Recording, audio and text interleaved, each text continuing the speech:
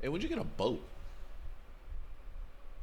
We've always had a boat. Uh, Welcome back to the Black Not Mild podcast, baby, where you get your not so mild flavor on the hottest takes.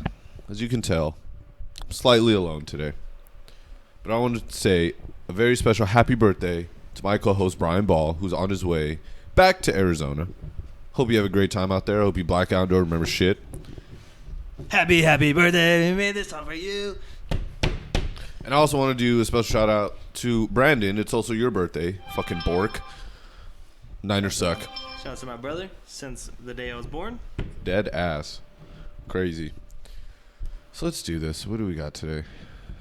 Basketball season has started, but I want to save that for the end. You're not the biggest basketball person, are you? I used to be, like, back in the day. That was like it was the only sport I played, and it was like the only sport I ever watched. I remember watching, Kobe ball and just fucking watching it through the crack of my door, like right here, as you can see, like the TV would be right there. I remember just fucking loving basketball to its fullest. And I started watching football like in high school, and I was like, this sport's better for me. And I just Stuck with football. Stuck That's with it. fine. I mean, season started 2 days ago. I will get into that later. Start with football. So we missed last week. We took a bye. So Bye we're week. back. every team needs a bye Niners, week. yeah. Let's put it this way. Niners stayed undefeated. Saints stayed undefeated with Teddy Bridgewater. And the Chargers lost 2 straight games. The Cowboys also got their... No, correction. The Eagles got their asses kicked by the Cowboys. Sorry, Brian. What other news do we have to cover? Mohamed Sanu got traded to the Pats technically right before Josh Gordon goes to the IR. Which was planned. It has to be Yeah, planned. that was planned. What does Mohamed Sanu bring to the Patriots? Like, when I looked at that, it's pretty simple to me. Like, it's putting your foot on the fucking gas. That's a team that knows they're winning the race. They are ahead by a mile, and they just hit a nitrous boost. Just trying to, because they know that they're thinning out at the wide receiver position. Very much so. They traded for, or they signed Antonio Brown. That went down the drain. Right down the drain. At the beginning of the season, It looked good. A couple weeks in the season, we were all saying, wow, they are the best wide receivers in the league now. They have the best wide receivers because You had Josh Gordon, AB, and the Edelman. man throwing it to him is Tom Brady. Like, that's how do you? Yeah. But now, no AB, no Josh Gordon, and Julian Edelman's been. I said Julian Edelman has not been looking good as of late. So, like, Mohamed Sanu, amazing. Always been a really good number 2 wide receiver. Fantastic number 2 wide receiver. Calvin Ridley came in. Calvin Ridley is Better than, yeah. He's the man. So you got to give Calvin Ridley his due, but, like, you can't discount Mohamed Sanu. Like, Mohamed Sanu does put in that damn work. And, like, to me, I think Tom Brady can definitely utilize him. I always saw Mohamed Sanu as, like, a down-the-field guy. Yeah. So We'll see how that works. we'll see. I also think they brought in Mohamed Sanu to take some of the throwing off of Tom Brady. This man's passer rating is damn near perfect. He can throw farther. It's damn near perfect He can because- throw farther than, I think it was Russell Wilson, Andy Dalton, and someone else. He threw like 72 yards. Damn near. But, like, when it comes to, like, throwing far, it's about accuracy. Well, yeah, so can you but accurately throw Do you, it that do you far? think Bill Belichick will throw in a trick play with him? 1,000%. Oh, shit. I mean, they fucking did that shit in the Super Bowl. It failed, but they did that shit in the Super Bowl. Yeah, okay. So Now he has an actual person to do it with in the Super But Bowl. now Tom Brady's number 1 wide receiver and number 2 wide receiver both played quarterback. Yes. So Insane. It's gonna get What better. else? Did you hear that the Panthers are pushing Kyle Allen and telling Cam, go through with your rehab? I'm not buying the whole go through with the rehab. I think it's more Kyle Allen's kind of hot.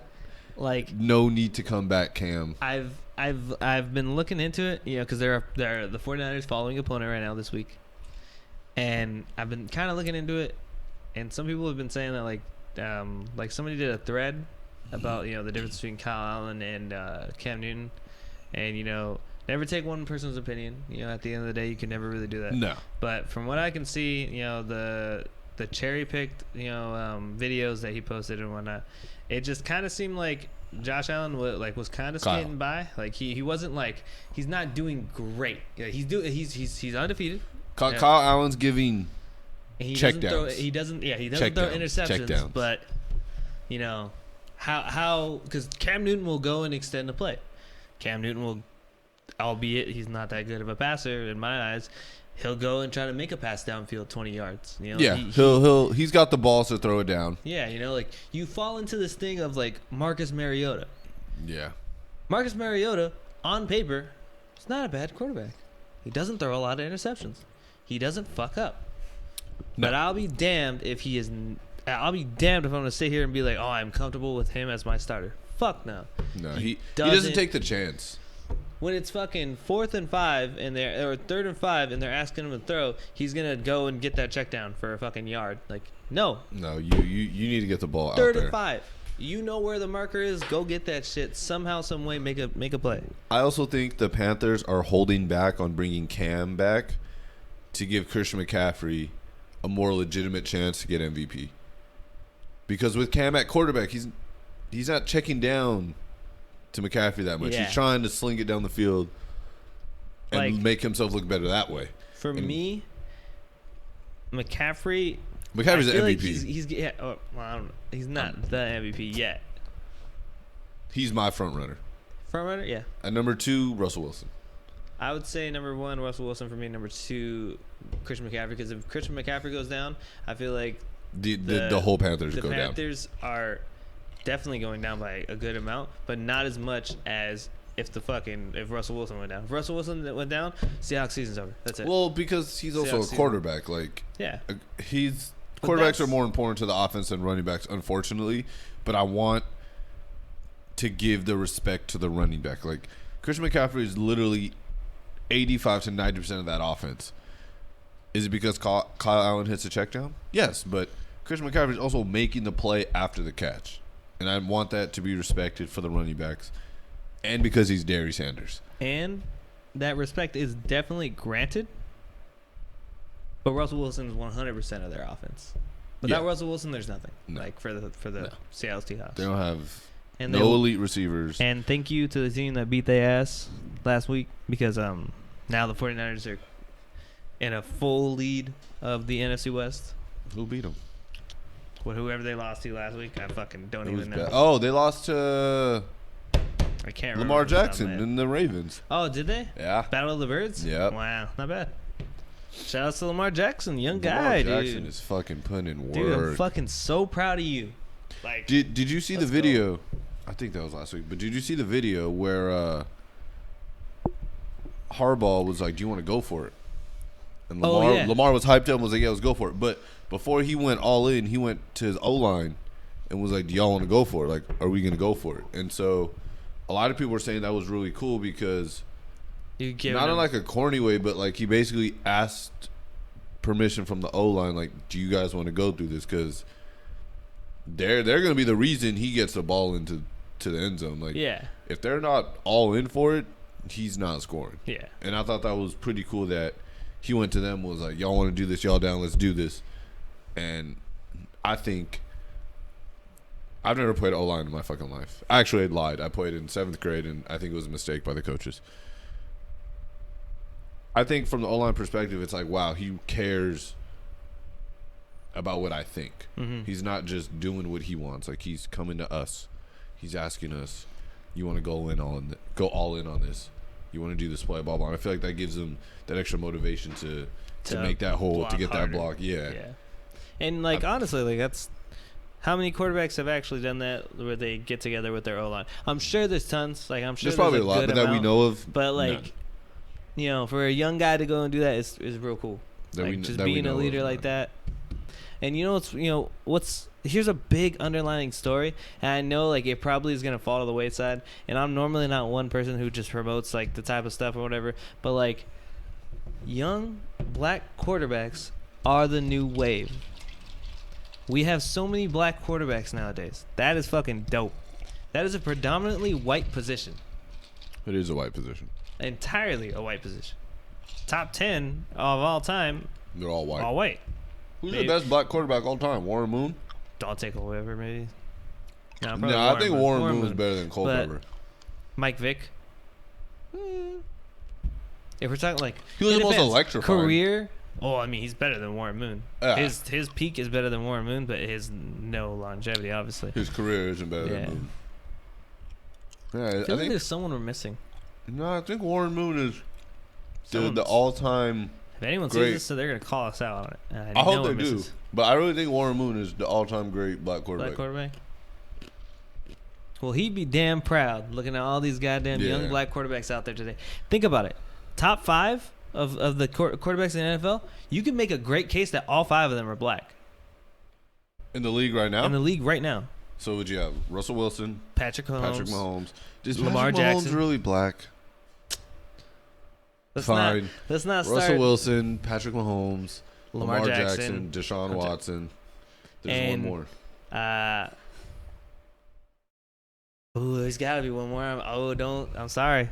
Shit, Teddy No, this- Bridgewater looking elite right now. I mean, yeah, he is winning, but top 5 is a stretch. Oh. Stretch. I mean, I don't know if you want to say Dak. I wouldn't say Dak. Fuck it. Top 5 quarterbacks in the league are young African American quarterbacks. You're gonna say Dak? Is that not dope? That's pretty dope. I'm not That's gonna cool. I'd say Teddy before Dak, but I fuck with it. okay. I just think that was a cool storyline. I haven't seen that mentioned anywhere, and I know No. it's like Because they don't want to mention it. And Yeah. then we have Kyler Murray, who's coming up. There we go. We have, I don't know if there's, There's seen- someone I'm missing. I swear. I haven't been paying too much attention to college football, but there's no, Tua and Trevor are white as hell. well, Tua's Samoan. Oh, Jalen Hurns, he's coming out. Is he? He looks pretty fucking white. Tua? I mean, I guess. Tua's Samoan. Yeah, I would think so. but Jalen he's- Hurns is light skinned. He's black. So I think I think the narrative's gonna change. And I think black quarterbacks have a place in the league now. Like that's it. Like you can't even question it now, and that's dope. so, black quarterbacks in the league, are there gonna be more white running backs in the league? I don't think there's ever gonna be another Christian McCaffrey, but You tell me. I don't think so. Nah. Another Christian McCaffrey, there's no way. I think like most of the league is going like just black, like African American. Like I think that's kind Except of for the O line. That's sort of them white corn Larry fed. Tunsil. I mean, obviously they have good, but that's where the corn fed Nebraska white boy farmer comes into play. Well, I mean like, yeah. So it's O line and tight end are predominantly white. Yeah. The best tight end in football is definitely white. Hunter Henry or Zach Ertz? No, I can't even lie. I know It's George I Kittle. know you didn't put fucking Hunter Henry in the top. He's not even He's top top 10. top 5. Yeah, top 10. He can be argued for top 5. He's made of glass, though. Yeah. I hope you have the full season, dude. I hope you have a full season, Hunter, because I'm pulling for you, man. Really am. So, as a Niners fan, you think you sit on top of the league as the best team. Okay, that's fine. It's kind of one of those things. Who is your biggest threat in the NFC? Who are In your the top NFC? 3 biggest threats in the NFC to stop you guys from going to the Super Bowl? Now, here's how I'm going to do it. Realistically, in my eyes, I think the only team that I wouldn't want to face in like an NFC championship or a playoff game would probably be Packers, because simply I feel like Aaron Rodgers can pull some fucking magic out of his ass. The second would probably be the Saints, but after, past couple of years, you guys are beatable in the playoffs. Yes, definitely. So I don't really have too many worries, but then again, it's one of those things where when you face the Saints, either you're going to shit on them or they're going to shit on you. Because when you lose to the Saints, you don't lose by a couple points. Yeah. You get shit on. When Drew Brees is our quarterback, you get shit on. That's how it goes. So, like, I kind of feel like the 49ers wouldn't get shit on, you know? So, like, that's why I'm not as worried against the Saints. But I feel like if it were a close game at all, Packers would beat us just because Aaron Rodgers would pull some out of his ass. Always pull some shit out of his ass. Take it 2 seconds. I don't know. I think we're better than the Packers. Our defense is way stronger. I'm sure if you guys were going up against the Packers, I'd have you guys probably as the favorites. But I think for the 49ers standpoint, I would hate to go against Aaron Rodgers more than I would hate to go against Drew Brees. Yeah, I like the Pack. I just feel like our defense is stronger than the Packers' defense. Fucking boxers. Is it? They have a strong. They have a strong defense right now. I mean, we just lost. I think we lost Eli Apple, which kind of wasn't good. Nah. But it sucks because he was never a had decent the number chance 2 to be good right out of college, you know. So like now he was stuck in New York. Now he's kind of got the chance. But our front seven has been looking great. So we definitely have the best front seven in the league. Yeah, I can almost guarantee. Yeah, but Nick Bosa, D4. How many sacks does he have now? He has 4 or 5. 4. Yeah. I don't know, it's crazy, but Drew Brees wants to come back week 8. Ah, shit. I'm gonna spit. Week 8, which I believe is the week before the bye week.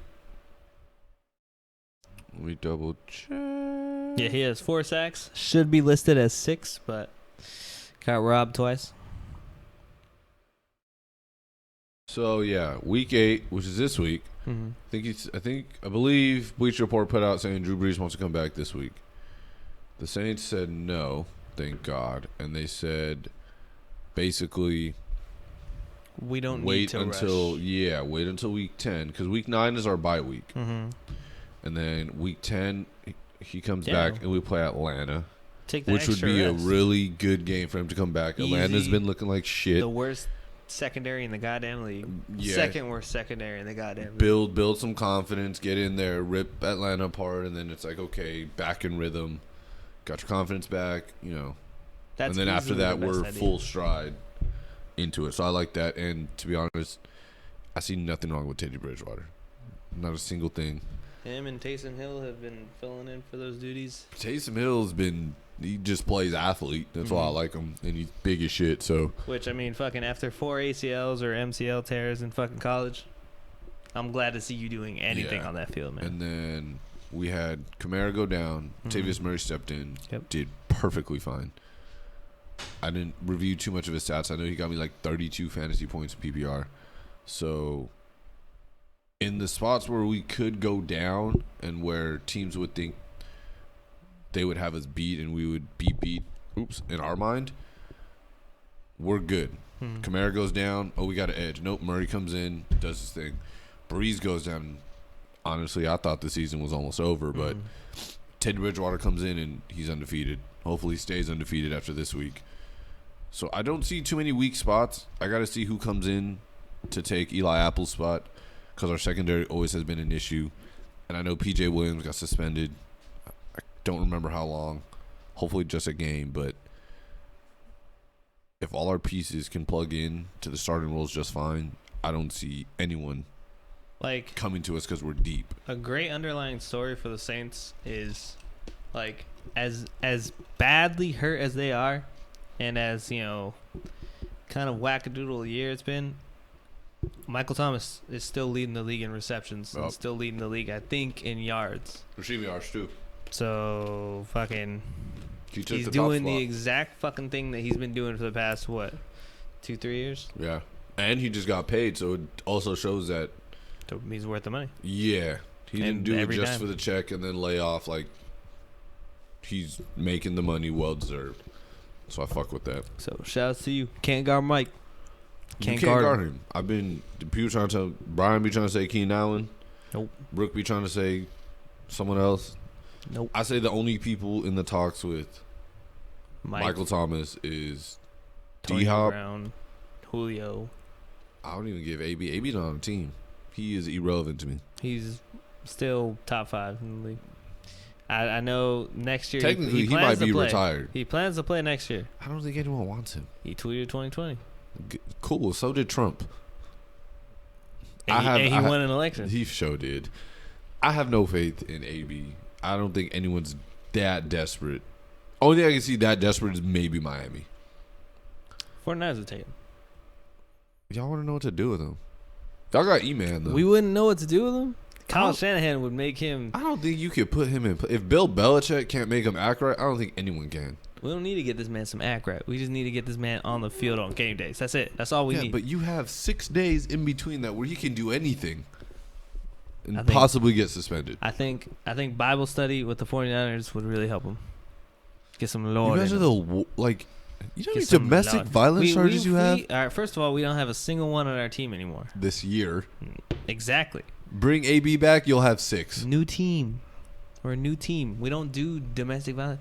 Everyone we have is from Stanford. Everyone is, fucking smart intellects. You only have one player from Stanford. We have multiple players from Stanford. All right, we have fucking. And you have Sherman. Solomon. We have Sherman. We have our coach, our John Lynch is from Stanford. He actually took a class with Solomon Thomas. That's why we drafted him. Side note, but we're an educated group of young men. And you would want to bring the toxic cancer and Antonio Brown into your perfectly fine locker room. Because he would see that and he would be like, wow, that's some act right there. With those fucking squares is probably what he would say. And we're like, wow. You gotta think of the mind of AB. You gotta think like a jackass. I would say, why not take a flyer on possibly one of the best wide receivers in the league for cheap? You're gonna get him for cheap. He's not gonna have any ground to stand on, for money wise. No. Like $2 million. What's the veteran minimum? I think it's way more than that, right? Veteran minimum is like $3 million. Yeah, I guess. Maybe like 4. I think your locker room is fine the way it is, and I wouldn't take that risk. If I were a GM, I'd just do it just to take that shot. Send him to like Miami. Wow, $1 million is the fucking vet minimum. NFLPA, what are you doing? Oh, because I don't know. $1 million for a guy who's been in the league for a while? Damn. Well, I don't know. That fucking sucks. There's probably a good amount of guys out there earning a veteran minimum contract. Like, that's gotta suck. I mean, $1 million is not bad. To get fucked up, that's like that Well, fucking I mean, sucks. to get fucked up, no, but That fucking sucks. Doing shit duty on fucking what's it called? Probably practice squad or some shit. Like, that sucks dick. I would do practice squad for $1 million. All you're doing is getting hit. You're a body bag on practice squad. That's fine for $1 million. I would think about it. You would think about it. I would take that $1 million. I would only do 3 seasons. 3 seasons. Yeah. 3 seasons. Well, see, that's the thing is the veteran minimum is fucking like 5 years. You have to at least have 5 years under your belt. No, but I would do 3 years at $1 million a year at the veteran minimum on the practice squad. And after that, I would retire. So that means you have to do 5 years of rookie numbers, and then 3 years, and so you retire in your 8th year of your career on the practice squad. I'd probably be making my entire career 4 or 5 mil. No. What's the rookie minimum? Well, it depends where you get drafted. So let's say 500,000. Well, if you're on practice squad, you're not getting drafted. No, you have to do 5 years in the league for you to be a veteran. Yeah. Yeah, so if I do 5 years in the league, not practice squad, just in the league, like bottom of the barrel player, 500,000. Yeah. So that's $2.5 million, and then 3 years practice squad. If they even pay the practice squad players $1 million. Nah, I don't think they do. It's $5.5 million. That's fine. Invest in property and all the other stuff. I'll be fine. If you gave me $5 million, trust me, I'll never be broke for the rest of my life. That's just factual. All these lotto winners who fucking like get broke. Well, 'cause a lot of winners How? are like crackheads. How? Crack babies. Never in my fucking life, that's for sure. I would never be a broke man. No siree. Have you been keeping up with this World Series? Yep. Don't want to. 2-0. I don't want to. I These don't want motherfucking to. Nationals haven't lost. I don't want to see them win. I do want to see them win. I hate the Stros. So I want to see the Nats win. I want to see the Astros win. I want to see Ever the since Nats win. ever since Because- the Nats beat the Dodgers, I was Team Astros for the playoffs. See, but one, the Stros have beat us. They are a fucking trash ass fucking team. They deserved not trash, it. not trash, but they're fucking assholes. You got Yulieski Gurriel, racist. You got fucking short boy being short boy. Altuve? Altuve's dope. Altuve is trash. He's great. Not actually trash, but trash is in whack. George Springer, whack. Trash ass motherfucker. I'll take all y'all fades. Let me know. It's crazy because they really have 4 MVPs on their team. Bregman, Correa, Altuve, Springer. Really? I mean, if they were on any other team, they'd probably be MVPs. Yes. Yeah. I mean, they're all top tier caliber players. I don't know. They're if all MVP, they're all top tier in their position. I think the only one that's questionable is Correa. Springer's one of the better outfielders in the league. Definitely one of the Bregman's one of the better third basemen. Definitely. Altuve's Obviously. arguably the best second baseman. Yeah. Correa, she's maybe second tier, borderline. I just want him to win. Like, Fuck the Stros. and I just think it would be funny if Greinke got a ring before Kershaw. Ugh. I'd fucking kill myself. But first of all, I'm honestly anti-Dodgers it right makes so much sense because the Nats beat the Dodgers. now. Yeah, The Nats go in to beat the fucking what's it called? Cardinals. The Cardinals. Swept the Cardinals. Swept the Cardinals, which is super important.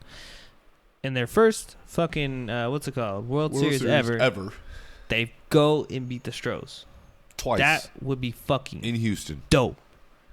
That would be dope because that justifies the Dodgers in losing this year, as is they were divine righted.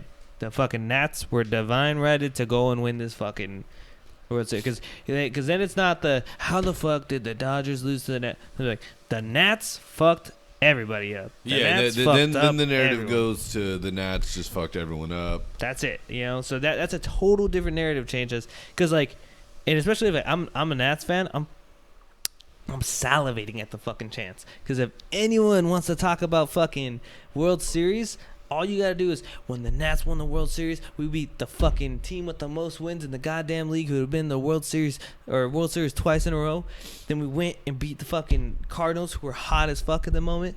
And we went on and beat the fucking Astros who won the World Series 2 years prior. Yeah. Like I would, ooh, that's like big dicking power. You know what the cherry on top is? Without Bryce Harper. Bow. That's literally the cherry on top. We won a year after Bryce Harper left. We whooped everyone, all the best. We was the best team we were supposed to face. We whooped their ass through and through. I have always liked Scherzer. So I've been more of a Strasburg guy. Seeing him get a fucking ring would be dope. Scherzer puts fucking on, bro. He always puts on. That's a tough and tumble fucking pitcher, and I love tough and tumble pitchers. My favorite. And that I think is cool too. I fuck with that. I think the deciding game is game 3. If the Nats pull it, they're taking it. I'm not going to say they're going to sweep them, but I think they're going to take the series. I mean, they got to lose one. if they get 3, it's like if I were the Stros, I'm like, how do you stop these guys? Because the format is 2-3-2. So they took the first 2, the hardest 2 in Houston, which I don't know how the hell they did that, but they did that. Now they got 3 opportunities to win at home. That's it. The hard time's over. I need game 3. If Houston wins game 3, it's like, okay, now they could really lose one and then win one.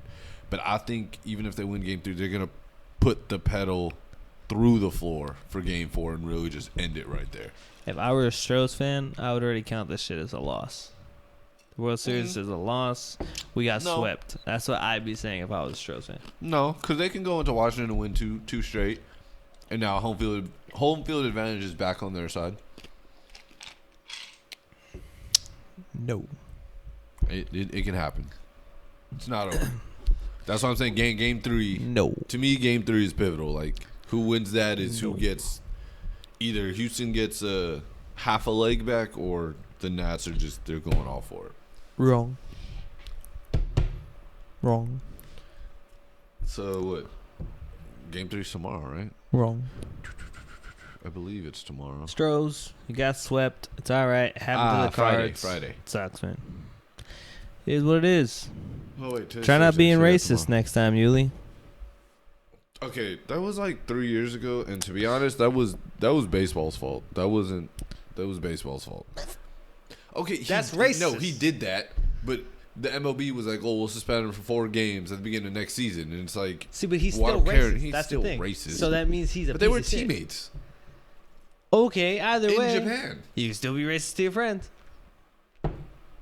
True. That was a good point. But that was baseball's fault because He should have been suspended had for the at MLB least a suspended game. him at least 1 game in the World least one. Series, it would have been a completely different World Series. But they were like, "No, we'll do it next year." And at that point, it's like, Who the fuck well, cares? I then? don't care anymore. I'm gonna forget by the time next year we give comes. a fuck about 10 regular season games, missing a guy who's not even their fucking top 5 player. Yeah, like at that point, I don't care. Like he's already gone. Like what's the point? So we're gonna talk about fucking Yu Darvish calling out fucking Justin Verlander. Oh yeah, about something about pitchers being athletic. You were He been waiting the you whole were year for that. sleeping on that He for been a waiting the whole long time. year. Yeah, he been holding that for a year. I like that. What are you doing, brother? So long. You got to wait for that opportunity Like for you to get it's back. almost like it was a saved draft that Oh, he that just was fucking definitely had. He saved. was just like, "Oh, once this motherfucker fucks up," and he finally did it. It's Yeah. like, send, like, my guy. Let it be. He had to. Let it be. He had to. I like that. We want to move on to the greatest sport in America. Arguably, UFC. basketball. Arguably. Definitely argument. That's gonna suck. Sorry about that. Don't for tell your China. fucking- Don't tell China though, because they'll probably get mad. Fucking. Oh man. Breaking news. Breaking news. Who died? Nate Diaz says he's out of UFC 244 amid dispute over drug test. The battle of the badasses is over, folks. God damn it. Oh my god, that fucking sucks.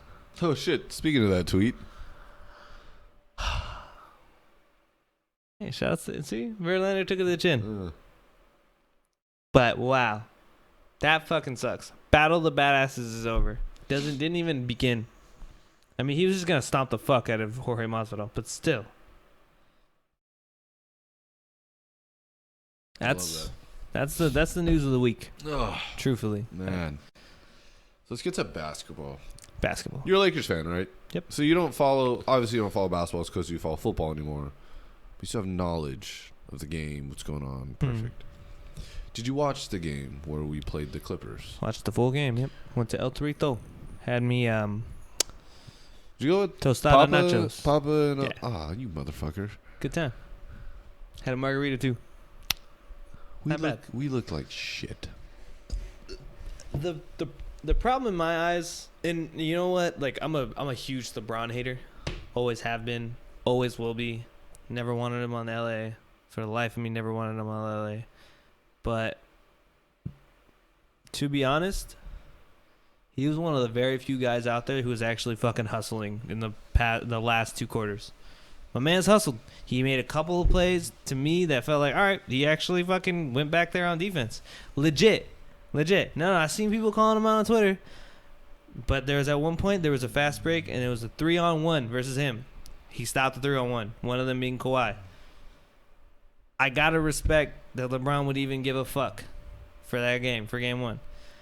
And I think the whole kind of problem was that Danny Green was the only one really like on fire. Like, you know, LeBron had 20 points, I think. Yeah, AD 18.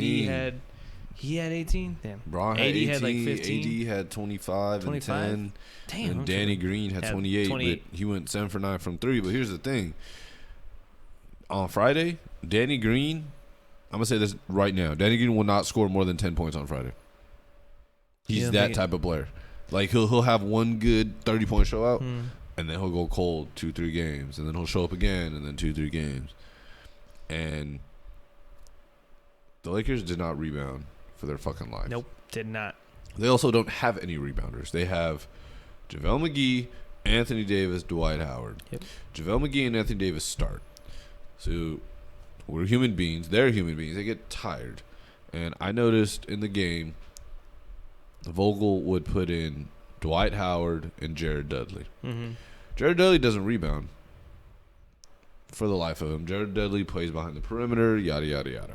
Jared don't do shit. There was a lot of times when the Lakers were being out-rebounded on their defensive side and for the Clippers' offensive rebounds, mainly because the Clippers had 3 guys in there to get a rebound against Dwight Howard. And that was it. Everyone else is already breaking to go into transition, but you don't have the ball yet. Patrick Beverley had just as many rebounds as Anthony Davis and more rebounds than LeBron. Patrick Beverley also got a free throw rebound over LeBron. You give him credit. Which was ridiculous. You gave him credit for the hustle and effort, but I'm like, why are you letting a 6'1" Patrick Beverley, who I love Patrick Beverley. I love his heart. I love his intensity. He's a fucking nuisance. I love everything about his game that doesn't have to do with scoring the basketball. Practicing on the beach in Tim's. Yeah, like everything all his work ethic, everything. I love it. And I think that's why the Clippers won the game, because they have these gritty, grind out players that they don't give a fuck who you are. You're on the court. You're an enemy. They're going to do everything in their power to beat you and to beat you badly. Montrezl Harrell, he's a bully. He's undersized, but he's a bully. He's a hard worker. And he was fucking all over. He was all over the place. All over. Contesting shots, scrappy, rebounding. He's doing everything he needed to do to put the team in a place to win. I think he played like 37 minutes, 38 minutes. He came off the bench, but he was basically a starter, 38 minutes. Lou Will. Revenge game. I don't even say revenge game. That's just Lou Will doing Lou Will. Yeah. Also came off the bench, but he also played about 37, 38 minutes, so he's basically a starter. I did look at the minutes. Patrick Patterson played. He was technically a starter. He only played like 17 minutes. Ivan Zubac started the game. He only played 10 minutes. So, I mean, it was cool to see Zoo, though. I miss him. I really wish we shouldn't let him go. Let him go for nothing. Mike Muscala, like, nah. But, you know, those are 2 players that they just put in the starting lineup. They're really bench players. But I like what Doc Rivers does because he puts them in and starts them. You know, start out the game, play them 5 minutes, whatever. And then when the other team now has to go to their bench, they're putting in, it's like the Lakers, for example. The Lakers are putting in real bench players. Doc Rivers goes to his bench. He's putting in 2 starters. He's putting in Montrezl Harrell and Lua, who are starters. Mm-hmm. So you have your bench against his basically starters coming in. And they're running the court. And that's why they had 60 points off the bench compared to the Lakers 19. See, but like there was also like a couple other factors that went into it. Like we didn't get a lot of calls going our way. Like there was a lot of calls that went their way like a motherfucker. Yeah. LeBron had one block that I thought was one of the worst fucking calls I've ever seen, where it was a foul, but it was like all ball, clean as fuck. He made the effort. He did it. Just in general, we weren't getting a lot of calls that weren't going our way, and like that kind of affects you on the court, you know? Yeah. Like, and it was happening a lot in that fourth quarter. So it's like, fuck, dude. Like, we had the lead for a long time in that game. You know, we felt comfortable. We got into that comfortable slump. Yeah. And they took advantage. Yep. They took advantage, and once they got that lead, they never got a crazy lead until like literally like late in the game, and it wasn't that crazy lead. I think we lost by 10. I think like 10 points. Yeah. And at that point, they went to this fucking terrible plan of just try to get Danny Green an open 3, and or try to get somebody an open 3, and we were just jacking it up, just trying to fucking make up the difference when there was only like 6-point difference, and we had like a minute left, and it's like you can do something there. You know? You still have enough time. Take it to the basket. Just play good defense. If you manage your time well and fucking call the right play, shit can get done there. But we didn't. And I think that's kind of like the downfall of what happened in that game is that, there were so many things that we needed to just kind of, overcome, and we just weren't up to the task of overcoming those things. And so right now, the Clippers are a better team. Like, Yeah, and a lot of people were saying. I remember Brian mentioned this. He was like, "Oh, Lakers need Kuzma back. Lakers need another score." And I'm like, "If we would have had another score, we would beat the Clippers." I'm like, "Yeah, but if they would have had Paul George, we would if have we would been have, fucked too. if the Clippers would have had Paul George, that's it. Rap. If Fucking rap. this is the team we're displaying that came out on Tuesday. If we go full healthy, so we get Kuzma back, but they get Paul George back, I think it's gonna be the same outcome. Something that was kind of like a note to me was, where the fuck was Norville? He didn't play. He just didn't play. Caruso didn't play. I think Caruso was injured. That's why I was like not even tripping. But Norville, where He had a good preseason. Good summer. that's what I'm saying. Like, give the man some minutes. Like, we need minutes on everybody we can get. We need that depth. Where was he? I don't know if he was even on the depth chart. I don't know if No, he was on there. He was? just DMP'd. the fuck. But yeah, man, I don't know. I mean, the Clippers look good. Kawhi Leonard is a fucking force. I'm sorry. And He just drives to the basket hard and fucking either A, it's gonna be a foul call, or fucking B, he's just gonna get to the hoop. Like, the biggest thing was one of Jalen's homies mentioned this. You can tell Kawhi Leonard's been working out with Kobe because he's been hitting a lot of his mid-range shots, one dribble pull-ups, and if you really, really look at it, and you do remember how Kobe played back in the day, they were all like Mamba spots, corner, elbow. It was literally like watching Kobe all over again. Just he would pick his spots, hit the jumper, fade away over the bigger defender. I know I saw him hit a fadeaway over Anthony Davis and was like, fuck. They beat us without Paul George. Kawhi Leonard damn near did, in my eyes, whatever he wanted. Got his shot. You're going to add another all-star to this team? Because at the end of the day, this team, Doc Rivers said, which could be just like a PR coach thing, whatever, but he was like, compared to the team we have last year, he was like, we can plug in Kawhi and Paul George and nothing changes. And that's scary because the Lakers and a couple of, like, they got a whole new team. So you got to figure out what to do, how it works, blah, blah, blah. Mm-hmm. Doc Rivers is like, oh, we already know what works. And all we have to do is plug in PG and Kawhi. Oh, we're fine. And even with just plugging in Kawhi on Tuesday, you could tell, like, oh, this shit works just fine. A couple of guys gave up their, some shots they would take. I would assume Patrick Beverley gave up a couple shot attempts that he probably would have had last year, but I can tell he's okay with it. He's there for the win. He's there to do what needs to be done. Landry Shamet probably gave up a couple extra shots. But the way that team's put together, I personally feel like they're willing to take the hit on their shot attempts to just win. And I like that. I'm really high on the Clippers right now. I've been high on them since they brought in Kawhi and PG. It's only been one game, so we're going to have to see. But the West is stacked because we got Denver, who's fucking deep. They got Michael Porter. They got Jamal Murray. They got Gary Harris. They got Jokic. They're really fucking good. A lot of people are saying they're going to have the most wins in the West. Could happen. I could see that. I don't see them going to the finals just yet, but I do see them being no less than the second seed in the West. They will be one of the better teams in the West. You got Portland. I'm also high on Portland. Dame Dollar. Man's dropped 32 points. Yeah. Dame Dollar, the real deal.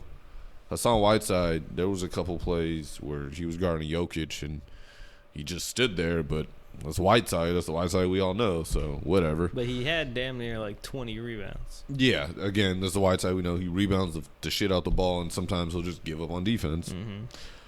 I'm pretty sure Portland knew that coming in. Portland also has to get Nurkic back, which will be a huge uplift. I mean, you still got Houston.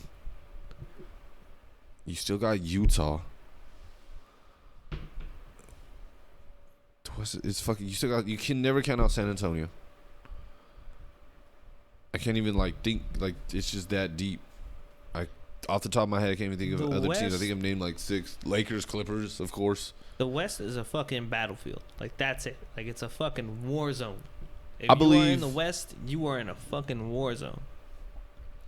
Between the first seed and the 8th seed to make the playoffs, I believe it will be a difference of 3.5 games.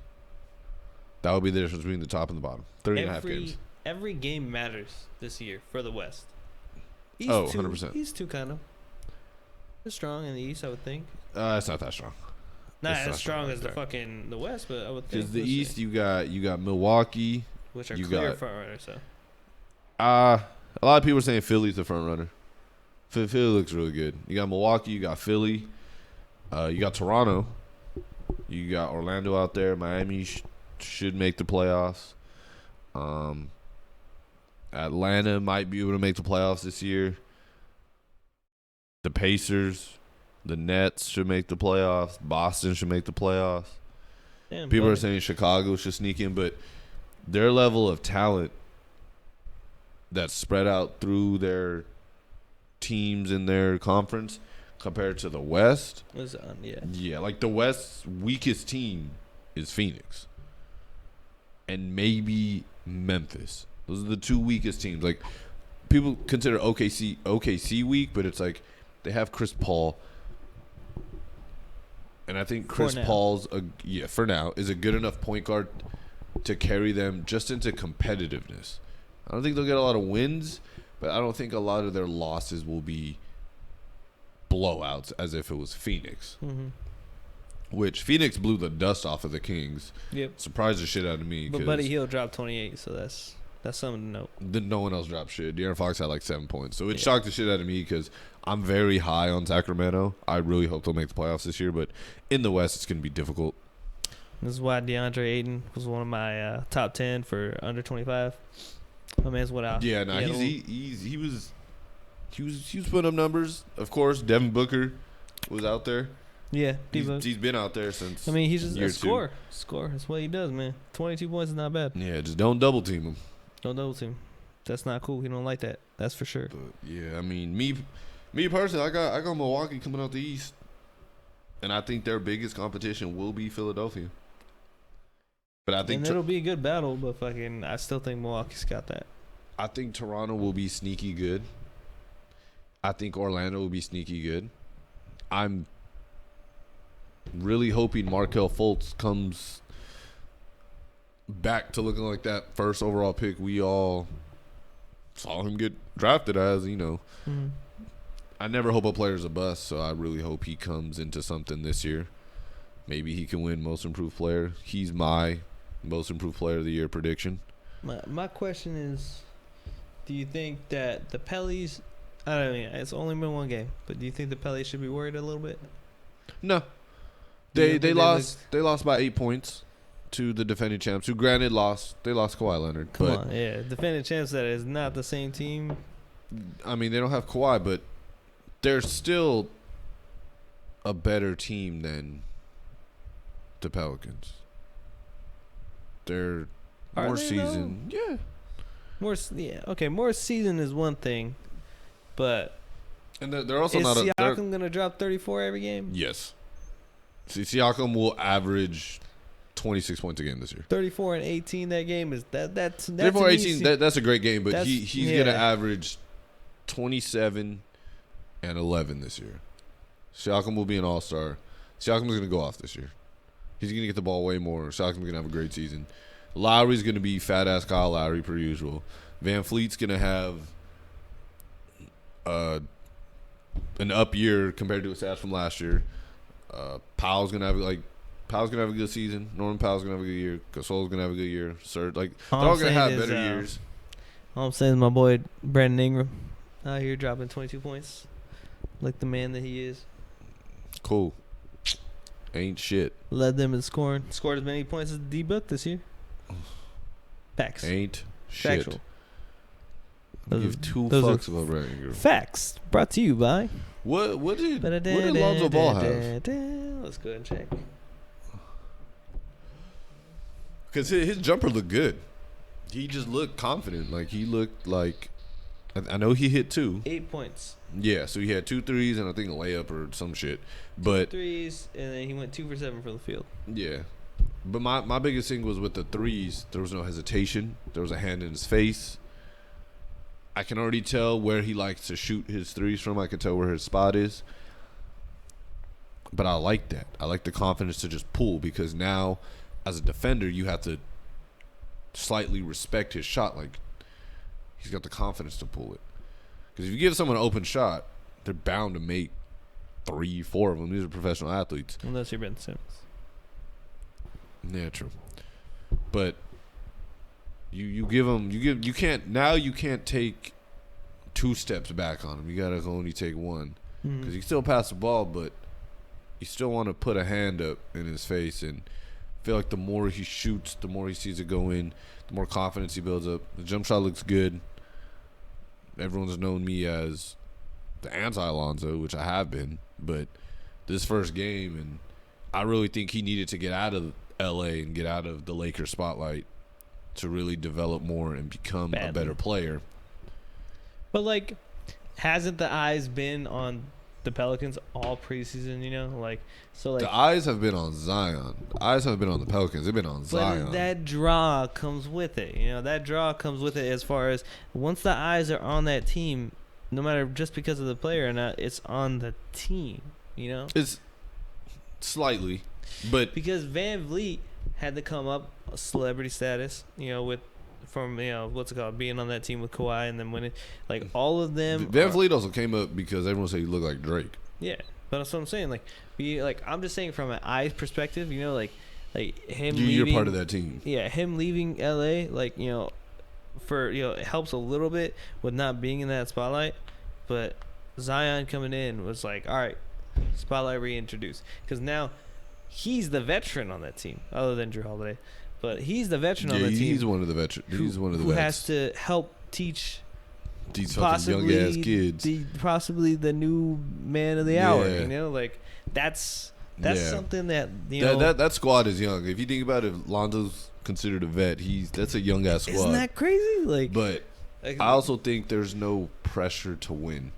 When you play for the Lakers, there's pressure to win. It's either championship or you ain't shit. With how much money they're putting into this marketing team for the Pellies, like, yeah, but they're really just pressure. They're just marketing Zion. They're not marketing, but they're marketing Zion. Let's be honest. But the pressure is there to perform, and the people, if the people aren't there to help Zion perform and perform to whatever level they expect out of him, that could be a problem. But the Pelicans aren't championship or bust this season at all. True, yeah. They're shit. If they make the playoffs, they're probably going to be ecstatic. Yeah. So, as opposed to the Lakers, when you go in, it's championship or bust. When we got LeBron, we thought the playoffs were guaranteed. Yeah, which they weren't. Which, I mean, we got hurt, but we got LeBron. It was, we're making the playoffs, which means we should be fighting for a championship. I'm a LeBron hater, and I will forever just not like LeBron. That's just it. Like, I'm not going to get into why. I'm not going to get into how, or I'm not going to get into what ways I hate him, but I just don't like the man. And I never wanted him on the Lakers. And if it weren't for LeBron, we wouldn't have been in this position where we're like, we got to win now. And we wouldn't have traded for AD. Admittedly, we would have just gotten AD in about a year later. Yeah. Which would have been amazing. Because imagine AD with all this depth, all these young players, how good of a team we would have. We wouldn't have to rely on Danny Green to score 28 points and we'd still lose. True. But I digress. True. But you can't sit here and tell me as a Laker fan, as soon as we got LeBron when we had Zoe, Josh Hart, B.I., and the rest of the team, that as soon as we got LeBron, you weren't thinking, okay, playoffs, that's punch. Yeah. And so. And it's not LeBron's fault. No, but it was just injuries. It was just injuries. It feels like we still should have made the play. Like, him being as good as he is, he played enough games for us to have gotten to the playoffs. True. The West is strong, though. The West is really strong. Strong or not, you're supposed to be the man. LeBron is the man, is he not? 17 games, though? LeBron is the man, is he not? Yeah, I'm saying 17 As games. long as you played enough games to get you to the playoffs, he shouldn't have won. He shouldn't have lost as many games as he lost. If LeBron would have played those 17 games, we probably would have went at least 10-7. 10-7 at the least. Without LeBron, we went like what? I don't even know the record. Probably like 5-12. We lost more games when Lonzo was out than when LeBron was out. Lonzo's also out longer, so I Still would an hope we impact. lost more games. He I was mean, out longer. still an impact. Like He yo, was an impact. He was a huge see, impact. We're losing those games with LeBron in and Lonzo out. Yeah, we lost more games with Lonzo out, but which is why I think the Pelicans. I'm not gonna say they're in panic, but they're all right. They're good. Yeah, I mean it's week one. Or day one, game one. Fuck. Yeah, that was Shit. game one. God damn, that was hard. This is But- week one. Like, I'm not saying like actual panic, but I'm saying like as a Pelicans fan, Should you be worried I'm like, since God Zion's damn, not man, there? like, I got a salty taste in my mouth from the beginning because you want that team to be hot. You know, I picture them like the Browns. You know, you've been through shit for years. You know, like your team has consistently been fucking terrible except for 2-3 bright spots. You know, and now all eyes are on you seemingly for your division, and yeah, the car stalls on the starting line. You know, like that. Yeah. That kind of fucking sucks. That's a shitty feeling. And to me, I'd have a sick to my stomach feeling in the thought that Zion's gonna be gone 8 weeks. That's 2 a months, 2 long months. time. He should be come back in like January. And of the year. that's their suggestion. Who knows how he's gonna feel if he's gonna recover at that whatever rate that they're hoping He's him just to recover. big. He It's- needs to get He needs to 265. and think about how many pounds 270. he's gonna put on when he can't move around as much right now. When he's got to chill out and rehab and do whatever. Like, he's not gonna be losing that. He's gonna add more pounds. Like, he's only gonna get slower and more sluggish. Admittedly, he's super young, and young people with injuries that They bounce back faster. bounce back very fast. But it's still something to consider, and it's still something that kind of sucks because what you saw today, you're gonna have for the next 2 months. Yeah. Which, as a Pelicans fan, you really shouldn't be that mad at what you saw. Yeah, I mean they lost to the better team, so I The guess that only makes sense. thing I would be upset with is Alvin Gentry at times left his starters out for too long. They're young, so you gotta. Yeah, but you can't let your starters get, I don't want to call it bench fever, but you can't let them sit on the bench for too long. They get cold, then they'll get, rusty. He should honestly go with about a 7-8 man rotation for most games rather than going a full 10. That's just my opinion. There was a lot of times during the game he did not have Lonzo in, did not have Drew Holiday in, did not have J.J. Redick in, did not have Brandon Ingram in. Those are arguably the best players on the team. And you didn't even have one of them on the court for a good chunk of time. That would be the only thing I don't agree with. But again, this is only week one. I did post our predictions on Instagram. So they're up. I will read mine right now. So my predictions prior to the season. For my MVP, I have Steph Curry. Again, MVP. Defensive Player of the Year, I have Anthony Davis. Rookie of the Year, I have Darius Garland from the Cavs. Which was pretty nice. It's special. A lot of people kind of looking that weird. There's Tyler Hero chance out there. There's John Morant chance out there. There's DeAndre Hunter. I love Darius Garland. Darius Garland's also the first player born in the 2000s to start an NBA game. We're getting to that point, people. Yeah, that's crazy. That's something else. But I'm sold on Darius Garland. He looked really good. I didn't catch his stats, but he looked good. And he was probably one of my favorite players coming out this draft. Most improved player, I have Markelle Fultz. I don't know if that counts. I don't think he would be considered a rookie anymore. But Markelle Fultz is my most improved player. My coach of the year is Doc Rivers. especially after how we looked in that first game. I'm very confident in my choice. Sixth man of the year, I have Joe Ingles. I don't think he'll start more than 40 games this year, so he will be allowed to be classified as a sixth man. So that's where I'm going to go with that. Then my finals prediction, I have the Lakers versus the Bucks, and I have the Lakers winning in 5. That's that. Should I read Brooks? I'll read them. All right, you can read Brooks. So, all right. and I'll do substitutes for mine. So Brooks' NBA predictions. This is according to your boy BZ. It's going to be right here at the bottom. If you see the scrolling words, it'll be your boy BZ Brook. His MVP prediction is Dame Dollar. That's pretty nice. I like that. That's different. I mean, it makes sense. I'd love to see it. I'm sure a lot of people would love to see it. He fucking has been putting on for the city of Portland for He finally became a damn all-star. fucking how long? Been snubbed for how long? They had the spotlight on him back when LaMarcus Aldridge was there, and you really thought he was like on a career path. And it's not like he's had a bad year. He hasn't had like a bad year at all. But I'm saying like you've kind of expected him to be in that MVP spotlight for a while, and he kind of hasn't been in that MVP spotlight for a while.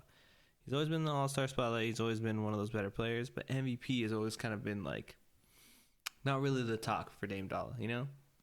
At least in my eyes. So it's cool to see him there. MVP for me,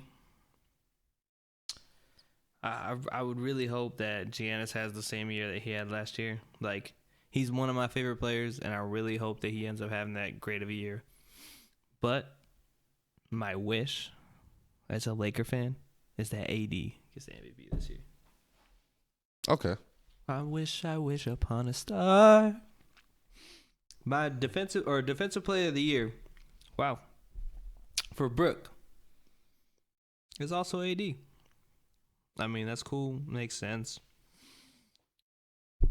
Like, the fact that you guys both had him is kind of funny. So why specifically do you think that AD's in the position to win that defensive player of the year? I think he's gonna be a huge defensive presence for the Lakers. I think he's gonna get a lot of blocks, a lot of weak side blocks, a lot of rebounds. I think he will potentially get a lot of steals. Like, I think he's just gonna be everywhere on the defensive end, especially for the Lakers. Because I really don't think our inside defensive presence is that strong. So I think he will be a focal point for the defense. I fuck with it.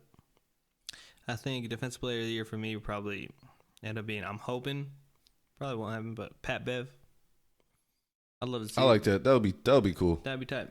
Get some respect on his name. Yeah, that'd be cool. He's in a position to do so we'll see it. Rookie of the year, me and Brooke have the same one, Ja Morant. He's fucking cold. Do good on them Grizzlies, boy. He's cold. I was gonna pick him. Succeed, I was gonna pick him, but then I was like, you know what? I was like, I like Darius Garland just a little more than I like Ja. You know what I like about Ja? And it's not exactly like about him. He's in a position to succeed. You know, like for why I think he could get Rookie of the Year is, one, he's got that Memphis Grizzlies spotlight. It's not bad. It's a really like nice spot for him to be in. He's got Jaren Jackson too. He's got 30 family members show up to that first game. When you have like a support group like that, and you're a young dude, I only see good things. I really hope you get that rookie. Most improved player, Shai Gilgeous-Alexander. That's for Brooke. That's for Brooke. For me, Brandon Ingram. That's right. Okay. That's right. Okay. Most improved. I could very well see it, and he's already on the good path right off the bat. 22 points in a game. Okay. That's my boy. I hope you get out there and you get that shit. Coach of the year, Doc Rivers. So you guys both had Doc Rivers. Honestly, like, Coach of the year never really makes sense for me. Like, for the most part, whenever I see it, like, it's kind of hard to judge, like, coach of the year? Like, is it the coach that improved their team the most? Is it the coach that won the most? Is it the coach that... The way I see it, usually in the past, it's the coach that wins the most games. Yeah, that's what it seems like. But it's like, there are some coaches that, like, damn, like, he's maximizing that what that team can do, you know? So, like, I don't know. Depending on how the year goes, I really don't have, like, any strong feelings towards coach of the year. But, just to be different, if the Spurs look even half-ass or half as good, you know, just give it to fucking Pop for like the millionth time. Like, he's just, he's the man. Like, you know, he knows how to maximize players, and with the roster that he has, it's like, if he can maximize that, let's go Pop. Like, sixth man of the year, Spencer Dinwiddie. I fuck with that. That's kind of tight. That was good. That was good for Brooke. And for me, sixth man of the year, let's give it to Lou Will again. Fuck it. Lou Will. Yeah, I can't see. I just don't. I had to think of someone else to give it to other than Lou. For the millionth time. But he probably going to get it again. I mean, once again, a perfect position to get that fucking sixth man of the year. And then finals, Lakers versus Raptors in 5 games. That's definitely Brooke. No. Let me say it in Spanish. No. Let me say it in French. No. Let me say it in Russian. No. I don't know if Russian's the same language as, like the conversion. I think they're all no, actually. No? Yeah. No. The Raptors ain't going to make it to the fucking championships. No. Like, it's, they have a position to do so because of how weaker it is in the East. But they have to get through the top. Yeah, they're not getting past the Bucks or the Sixers. Yeah, the Sixers. Like, it's just not going to happen. So I think it's going to be Lakers and Bucks. And I think the Lakers are going to win it. Sweet. And 4? Sweet. I like that. Giannis is going to feel like shit. Yeah. I'm going to feel bad for the guy. Yeah, I have the Lakers Bucks. Spicy. Honestly, my second, if I can get a second prediction, it would be the Clippers versus the Sixers. Clippers versus Sixers. That'd be fucking fire, TBH. And I would honestly take the Clippers in 7. That sounds like a I would only take it tumble type of game. I would only take it in 7 because the Sixers are a lot bigger. They have Joel Embiid, who's over 7 foot. Al Horford's about 7 feet. But they both play tough, is the thing. Yeah. Like Tobias Harris is about 6'10". Ben Simmons is about 6'9", 6'10". So the Sixers are a lot taller and a lot bigger. But the Clippers have hella heart. Not saying the Sixers don't have heart, but the Clippers have heart. They have grit. They're not gonna lay down for shit. So I really think that would be my second option. At the finals, Clippers, Sixers, and I would take the Clippers in 7, only because the Clippers have 2 players that can get a bucket when they need it. Paul George can play one-on-one, get a bucket. We all know Kawhi Leonard can play one-on-one and get a bucket. Who on the 76ers can just go get a bucket like that? Now, Joel Embiid can get a bucket in the post against the Clippers because Montrezl Harrell is not as big as Joel Embiid. Makes sense. That's a matchup mismatch. Yeah, it's a mismatch. Al Horford would have a mismatch. Yeah, you can help that. I could see Patrick Bev coming in weak side and stopping the ball, getting a steal, whatever. Yeah, that's it. Like, he's everywhere. So I think Doc Rivers would scheme well to not make that the thing that hurts them, especially in the finals. That's kind of the thing. Is like, doesn't that kind of fucking suck? Is that Doc Rivers can kind of easily scheme that. Because Ben Simmons is a non-factor in the fucking in the outside, in the perimeter. So you can play unless he proves us wrong this year. Yeah, but he won't. But you can play in the paint. You can literally just have Pat Bev. You get an extra man. Yeah, play close to Joel, and then you force Ben to shoot. So like, the Clippers are in the perfect position to take out the Sixers if they wanted to. So that to me is kind of a critical part. But yeah, that's my second option, and I'm taking the Clips in 7. And I think it would be something else at the next championship parade we have in LA is for the Clippers. But it's not gonna happen. Here's the thing: it's always to the day I die. fuck Clippers. At the end of the day, Oh, fuck I'm Clippers. I'm a Laker fan through and through, but at the same time, I recognize a good basketball team, and I recognize a good coach when I see one. And my the Clippers have that. PSA to you Clipper fans, to the real ones, not to the OG Clippers, not to you the motherfuckers Maggette, that are jumping into this fucking like if to you were the there, Maggette, Elton Brand, Baron Davis Clipper fans. to y'all. Respect. You guys have a fun. You guys finally have a fun team. That's like your team is dope too. Is like, an actual title contender, not CP3, Blake Griffin title contenders. Y'all some real title contenders. I'm not even saying just they're strong or good, because they've always had been in those kind of spots where they can be a playoff team in the playoffs. But now your team is one, a title contender, and two, you got some dope dudes. You got some fucking personalities that are fucking sick. Like, I would be hyped to get behind some of the hardest motherfuckers in the league, like Kawhi, PG, and Pat Bev. To me, that trio is fucking Don't forget sick. Montrez. And Montrez is a bull. But that trio to me is sick. Like, I could get behind that, like a motherfucker. Like that, I would be proud to be like, yo, Kawhi's my guy. Yeah. Like da. So if you are an OG Clipper fan, put your hat on.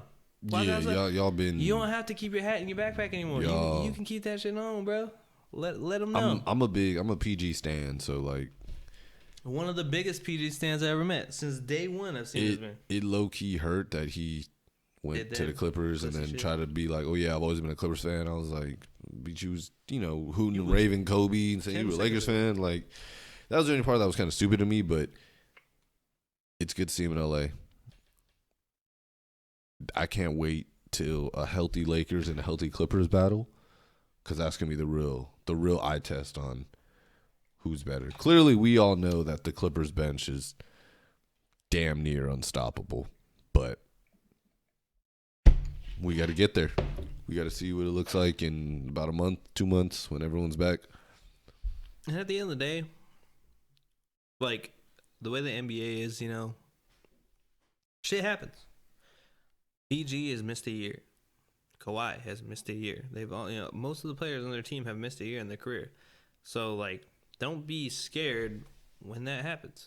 Yeah. Because it very well could. Once a player gets hurt at any point in the career, for the rest of their career, for the future of their career, they can get hurt again. Yeah. Easier. So, I'm not saying it's gonna happen. I'm not even trying to speculate that, there's a slight chance that that's gonna, but history repeats itself. If it does, that'll take too long. Yeah. So that's all I have for this week. I got a softball game in like 40 minutes, but I did want to recognize BJ. You remember BJ from the GOAT? Yeah. Love BJ. He did want us to talk more about the Nuggets and their young team, and just the squad they got is fucking crazy. Like, they got Michael Porter Jr. back. I'm not gonna sit here and talk about the Nuggets. You're anti-Nugget, so that's fine. But next week, when I have a non-anti-Nugget player with me, I do want to dive deeper into them, because they are very deep. Jamal Murray, a dog. That's just because he came from Kentucky. Gary Harris, a dog. Their team is very low key. Like, they don't have that perennial all-star. Like, they're low key. They're low. Their biggest player is Jokic. Exactly. Figuratively and literally, like that's their biggest player. When you have to boast, the thing is, they're fucking deep. When you have to boast about your team being led by Nikola Jokic. Jokic is a real deal. Arguably the best center in the league. Is he the star that you want on your team? When you're picking a team, say you're a GM, right? And you the same shit that you do in NBA 2K or whatever, and you go and make a team, you do a fantasy draft. You're the first GM in line. You have pick number 1. Who do you pick? Oh, it's not Jokic. Go. Who do I pick? Yeah, I'm taking Kawhi Leonard. Okay, now you're the second GM. You're a totally different guy. Number 2, who do you pick?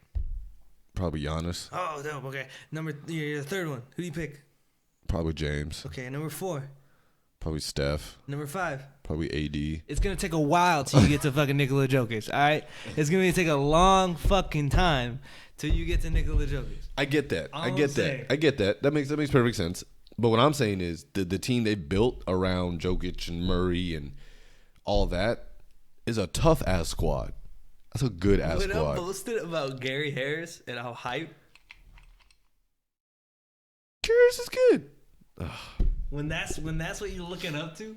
No, you're looking up to Jamal Murray and Nikola I know Jokic you're looking at them, but and when Michael that's- Porter Jr. When that's like my fourth spot, I don't know, man. I really think they're gonna have the most wins in the Western Conference. They're gonna be the number 1 seed in the West. I'm telling you, they will not seed less than 2. I think they will be the top 2 teams in the Western Conference. I think the Lakers are gonna lose a lot of games. they win. Yeah, they beat Portland. In Portland. I think the Lakers will lose enough games. Excuse me. I think the Clippers will lose a lot of games. Oh, by a lot, I mean not to be in the top They 2 beat spot. Portland by 8. In Portland, though. In Portland. I think Portland will lose enough games to keep them out of the top 2 spots. I think Golden State will also lose enough games to keep them out of the top 2 spots, along with Houston. I don't think the Denver Nuggets will lose enough games to keep them out of the top 2 spots. They will either be 1 or 2. Gary Harris had fucking 8 points. What did Jokic have? And how many assists? Okay. What did Jamal Murray have? 14. Okay. Who is the second leading scorer behind Jokic? Was it Murray? Will Barton. With how much? 17? 19. 19? Yeah. They're deep. You don't expect Will Barnes to drop 19? I expect their entire fucking what's it called, bench to put up the numbers that they put up. Every single one of these motherfuckers. It's like it's one of those things where there is no real star. Like No, there isn't. They there's- don't have a real, like, that's ugly. star. There's no, like, And they don't they've have the always typical been number like 1 that. option. Like, Jokic isn't a player that you expect to just give him the ball and he gets a basket. He's not a Kawhi. He's not a Joel. He's not like that. But the team they've built around him is, I don't even want to say functional. It's successful. They have pieces to where they play team basketball. They don't play ISO basketball. They don't play two-man. They play team basketball. So there's a lot of backdoor cuts. There's a lot of off-ball screens. There's a lot of screen and rolls. And I think it's they more. have very well put together team. I think it's more of the fact that they played Portland. And Portland's good. bench is garbage. Yeah. Portland's bench is garbage. Their starting 5 very solid. Dame, one of the best in the league. Son Whiteside does what he does. Fucking They CJ need McCollum has always Nurkic been back. that guy. And kind of blanking on. Yeah, but I figured Kent Bazemore would have some more points, TBH. but we will talk about that more next week. Denver. Try to get Brian, if he's We're here not gonna next talk week, about- into that. We're not going to talk about Maybe the Nuggets. Brooke into more of the Denver talk. But I did want to address it because BJ did ask me about it 2 weeks ago. We're not going to talk Talked about it a the little bit, not too much. But I do remember you saying that. I do appreciate you reaching out, giving us some ideas. Nuggets. Love you, BJ. We're not talking about the Nuggets.